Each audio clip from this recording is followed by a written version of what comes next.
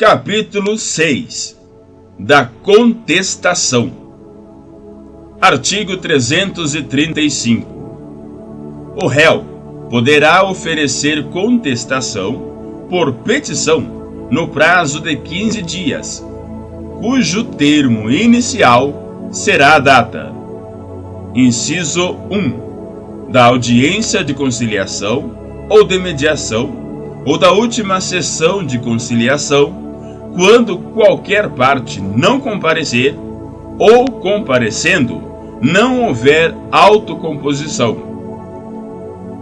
Inciso 2, do protocolo do pedido de cancelamento da audiência de conciliação ou de mediação apresentado pelo réu, quando ocorrer a hipótese do artigo 334, parágrafo 4º, inciso 1. Inciso 3. Prevista no artigo 231, de acordo com o modo como foi feita a citação, nos demais casos. Parágrafo 1º. No caso de litisconsórcio passivo, ocorrendo a hipótese do artigo 334, parágrafo 6º, o termo inicial, previsto no inciso 2, será, para cada um dos réus, a data de apresentação de seu respectivo pedido de cancelamento da audiência. Parágrafo 2º. Quando ocorrer a hipótese do artigo 334, parágrafo 4º, inciso 2, havendo litisconsórcio passivo e o autor desistir da ação em relação a réu ainda não citado, o prazo para resposta correrá da data de intimação da decisão que homologar a desistência. Artigo 336. Incumbe ao réu alegar, na contestação, toda a matéria de defesa, expondo as razões de fato e de direito com que impugna o pedido do autor, e especificando as provas que pretende produzir. Artigo 337. Incumbe ao réu, antes de discutir o mérito, alegar: inciso 1, inexistência ou nulidade da citação. Inciso 2, incompetência absoluta e relativa. Inciso 3, incorreção do valor da causa. Inciso 4, inépcia da petição inicial. Inciso 5, perempção. Inciso 6, litispendência. Inciso 7, coisa julgada. Inciso 8, conexão. Inciso 9, incapacidade da parte, defeito de representação ou falta de autorização. Inciso 10, convenção de arbitragem. Inciso 11, ausência de legitimidade ou de interesse processual. Inciso 12, falta de caução ou de outra prestação que a lei exige como preliminar. Inciso 13, indevida concessão do benefício de gratuidade de justiça. Parágrafo 1º. Verifica-se a litispendência ou a coisa julgada quando se reproduz a ação anteriormente ajuizada. Parágrafo 2º. Uma ação é idêntica a outra quando possui as mesmas partes, a mesma causa de pedir e o mesmo pedido. Parágrafo 3º. A litispendência, quando se repete a ação que está em curso. Parágrafo 4º. A coisa julgada quando se repete a ação que já foi decidida por decisão transitada em julgado. Parágrafo 5º. Excetuadas a convenção de arbitragem e a incompetência relativa, o juiz conhecerá de ofício das matérias enumeradas neste artigo. Parágrafo 6º. A ausência de alegação da existência de convenção de arbitragem na forma prevista neste capítulo implica a aceitação da jurisdição estatal e renúncia ao juízo arbitral. Artigo 338.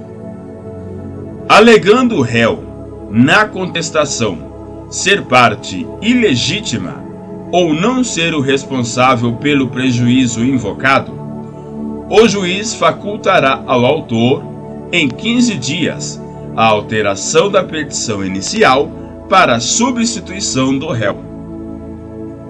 Parágrafo único.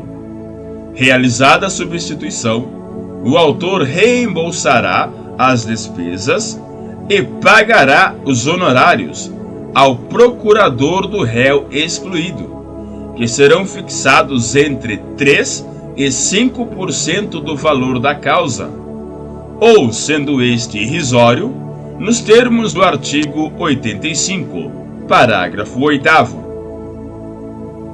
Artigo 339.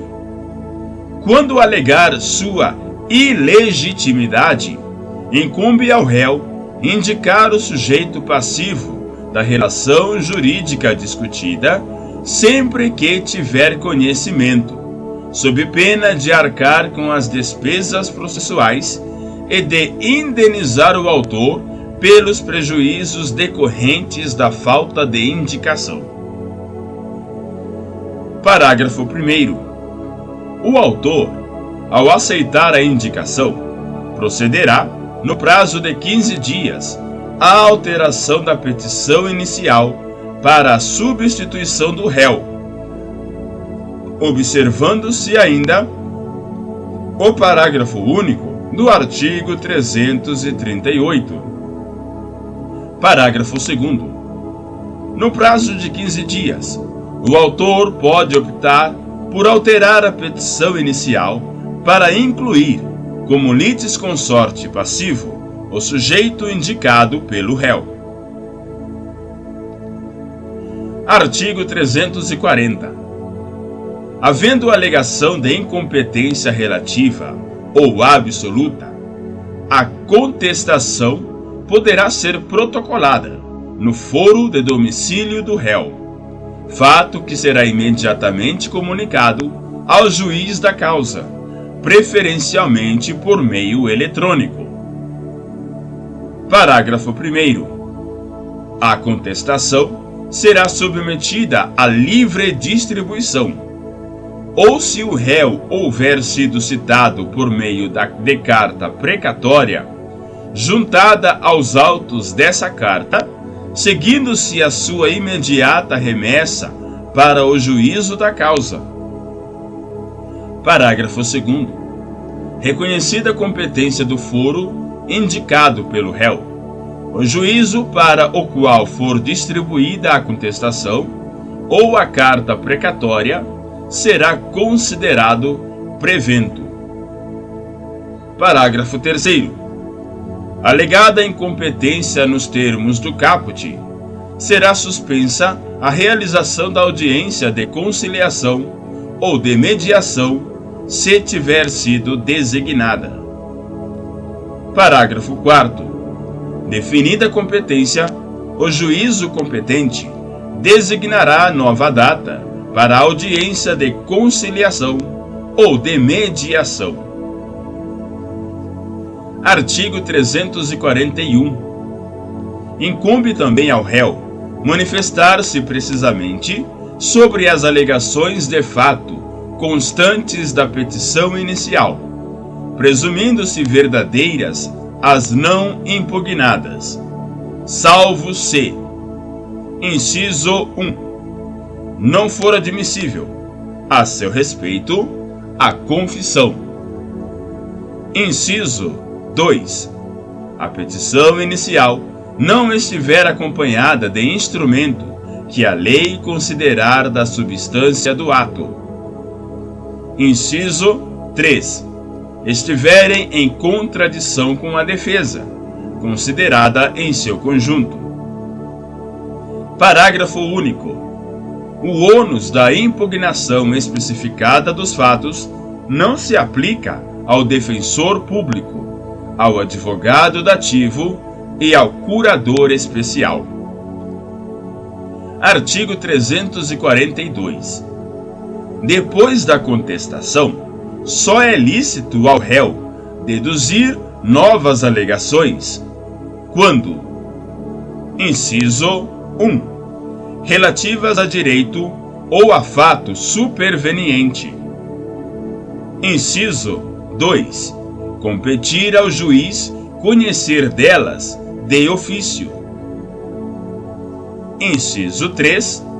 Por expressa autorização legal, puderem ser formuladas em qualquer tempo e grau de jurisdição.